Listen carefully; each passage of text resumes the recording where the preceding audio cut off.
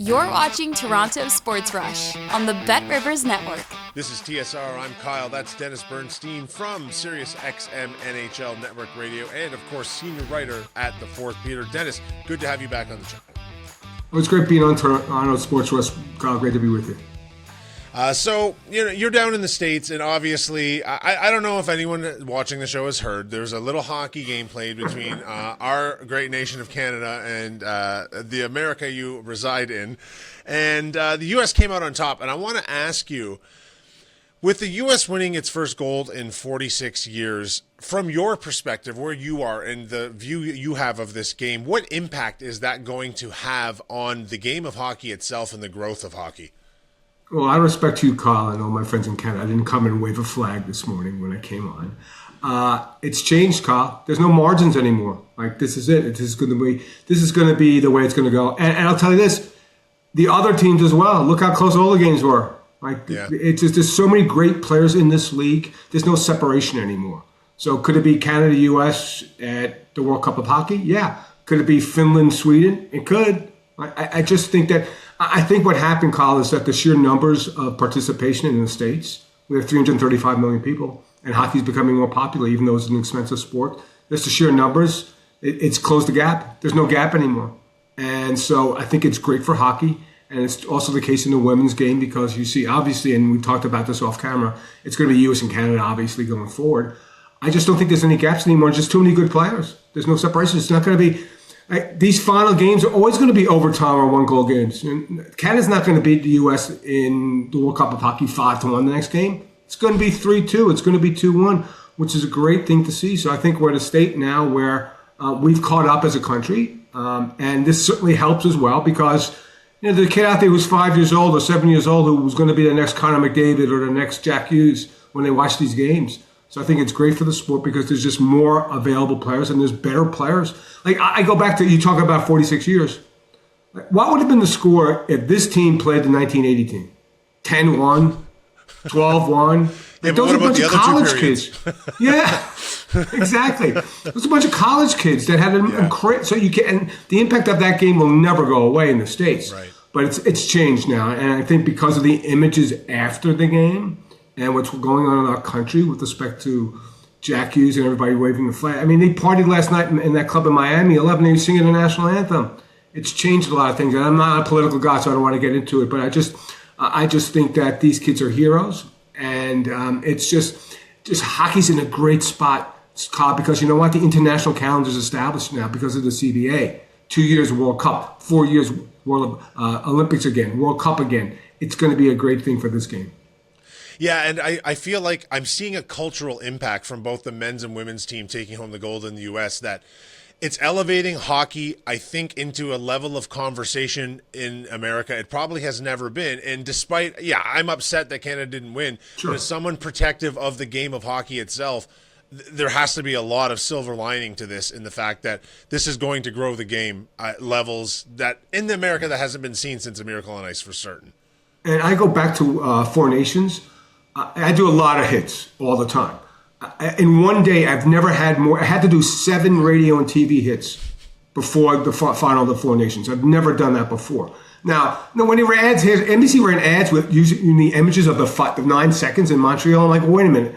Why are you promoting that when you can't fight in the Olympics? So let's get level here, right, with respect to how you're going to present this game. But I couldn't agree with you more, Kyle. Like, the hockey's growing, it's popular, and when it gets on a stage like it did at the Olympics, which because it was on NBC as opposed to ESPN, and it is the Olympics, and it was the final really match of the final event of the Olympics. It just helps hockey grow, and I think for both, no matter what side of the board you're on, that's a great thing for the game. Yeah, I appreciate you humoring me, grasping at straws here for a silver lining, because it's just about the only thing that can cheer us up over the course of the next week. Now, I want to ask you a question, and I'm not interested in the political angle of this question, but I'm more the management of NHL team. We're hearing a lot of talk now that if the players do attend this State of the Union, which they've been invited to, and obviously, forget who's in office, how you feel about anyone, that's a big honor. If they choose to attend something like that, how are the managements of team feeling? Because they're either going to possibly miss their first game back or, show up a little waterlogged for that first game. Because they're waterlogged already, Kyle. Yeah, I know. I've been to 11 in Miami. I can imagine. Did you see Quinn ordering beers at the dais when they were doing the post-game interviews? It's fantastic. Listen, they won a gold medal. They deserve it all. But that's my question is, the teams are already concerned about these guys going to play at such a high-level tournament. Now to potentially miss a game coming back. Do they deserve the celebration? Sure they do. But, I mean, they are getting paid by these teams. Yeah. I think you got to trust the players. Yeah, I think you got to trust the players. Right. Yeah. So if Quinn wants to go and he's got a game on Wednesday, he wants to go tonight and get it. I'm sure the owners fly him a private jet or something like that. So I think it's an individual choice. I think some of these players wouldn't play anyway, Kyle, because like Vegas has 5 guys playing in it, and they've got to fly back. Are they going to fly back and fly to LA and play on Wednesday night here in Los Angeles against the Kings? I'm not even sure. So I think let's put it this way, Kyle. If it was game 82. And you were a playing game and you had to win that game to get in the playoffs, I would say, okay, you got to skip it. I think there's got to be a level of trust between management and individual players to say, okay, we trust you, go there. We'll get you all private, because most of these owners have private jets anyway. We'll get to the game or whatever. Yeah, it may not be their best performance, because here's the thing. These guys who play in these games, it wouldn't be their best performance anyway. Like these guys emotionally, physically, like if Mark Stone plays here in LA on Wednesday night, I mean, he's going to be 100%? No way. And even if he won and there was some honor for him in Canada to attend today or tomorrow, it would be tough as well. It absolutely would be. Okay, so let's turn our attention to the captain of that American team, Austin Matthews. Obviously, this whole thing could potentially have a huge impact in Toronto. He captained a team to a gold medal game, and he took on a very significant defensive role in a lot of those games, which showed the range of his game. Yes. Should this... the Toronto media is so harsh on him. The Toronto fan base is so harsh on him. Should this not help shake some of the narrative around this guy? This is a significant achievement. Yeah. When the Hughes brothers sit up there and say, this guy's a winner, stop it, then yeah, of course it helps. It helps. It helps, but, if they go out of the break 0-5, it won't help if he doesn't score. Right? You're not wrong. It's famous fleeting, Kyle. You're as good as your next game. Like, it's a very humbling sport. So does it help him? Of course, because now you could say he's won something, on the biggest stage, and he was tremendous defensively. He was. And that's the part of the game that people don't really focus on. They focus on the goals for obvious reasons, but of course it helps. But then you have to have your team win, and this team that surrounds him isn't the greatest team. It's not as good as it was last season, so it'll help. I think temporarily. I think that moniker of he's a loser, which is never the case. I mean, I can't call any of these guys losers. I'm sorry, Kyle. He's just, he doesn't have a good enough team around him. The team wasn't good enough. So it will help temporarily. And then that, if they get to the playoffs and they lose in Game 7 and he doesn't score a goal, you think that it's going to stop the narrative? No, of course it won't, but it certainly will help. It'll help him because it's something that I don't think totally was 100% deserved. I don't think it was either, but it's a narrative that just seems... I think it's this media market, though, too, right? People, they're just so unnecessarily harsh on these guys, and they tend to try... Wearing the C in Toronto, Carl, it carries a lot of weight. It does. I get it. Like, I understand. It really, really does. And you have to perform, and the expectations are much higher than they are in Nashville or in Carolina. It's a different animal, and he understands that. But I'll say this.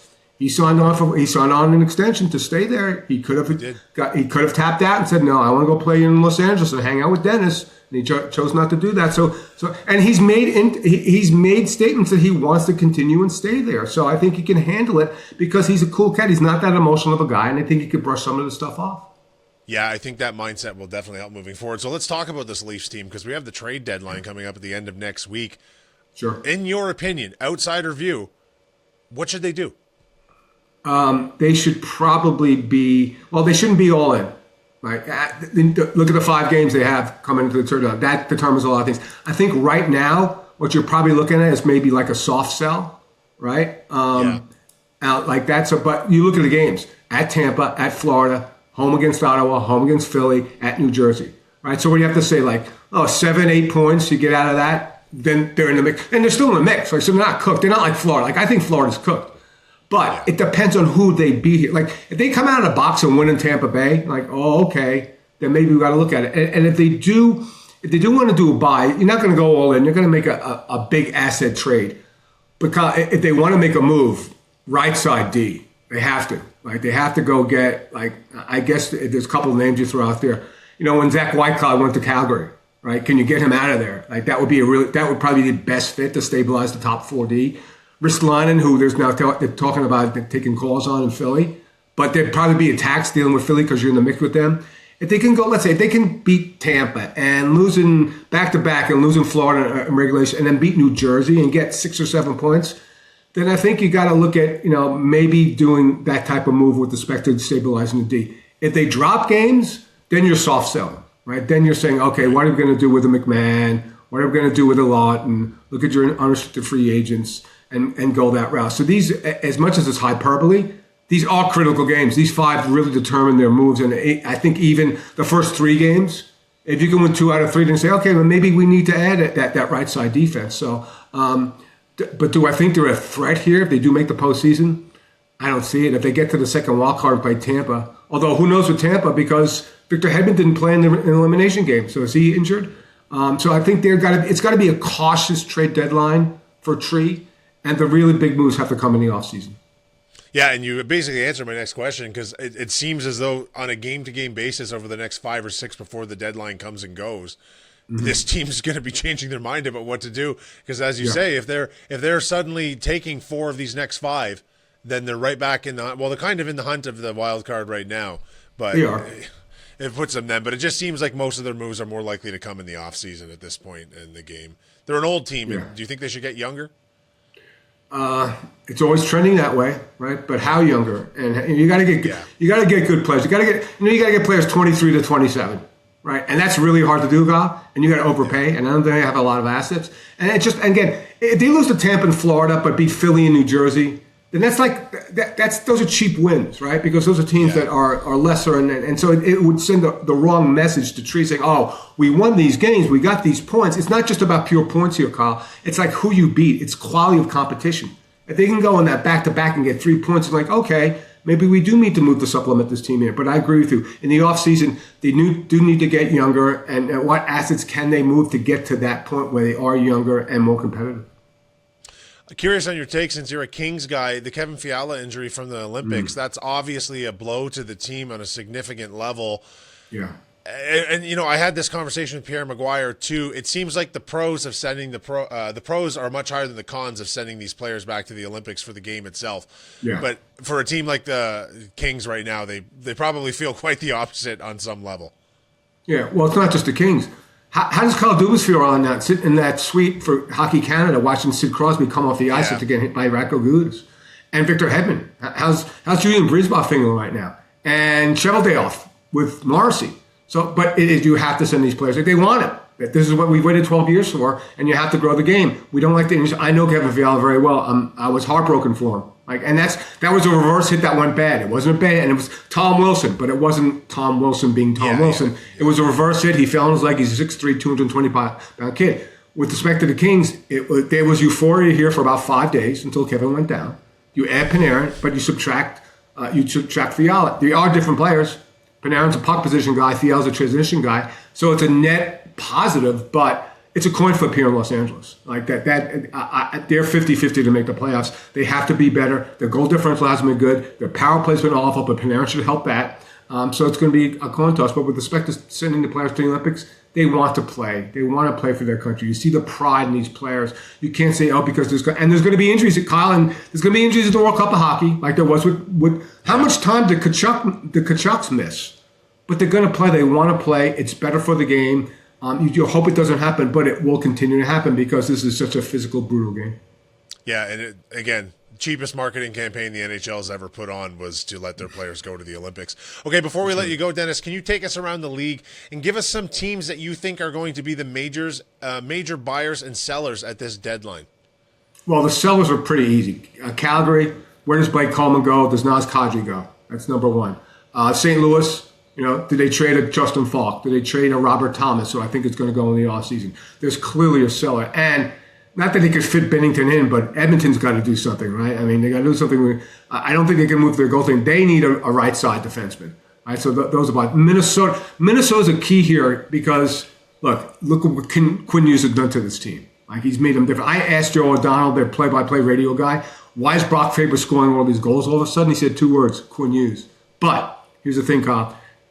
Ryan Hartman's a good player. He's not a second-line center. if they go get Vinny Trocheck, they could beat Colorado because I said the first 3 months of the season, there was one team in 31 teams. The one team was Colorado. Have you watched Colorado play lately? They're 4-5-1 into the break. I'm not sure that they're this dominant team. So I think that Edmonton has to be a buyer for defense. If Minnesota can go get a center, then they could be just as good as Colorado and get out of that division. Dallas, they probably need to make a move in the middle six. Maybe Blake Coleman would be a nice fit. There's some talk about Evander Kane, but you got to make sure that the room would want to take in a play like that with his personality. So I think those are some of the teams that are buying and selling once we get to March 6th. Thanks very much for that, Dennis. Always a pleasure to have you here on Toronto Sports Rush. We'll talk to you again soon. Enjoy the rest of this season because it's going to be quite the run to the playoffs. Always great being on TSR, Kyle. Thanks for the time. Appreciate it. Thanks for watching Toronto Sports Rush on the Bet Rivers Network.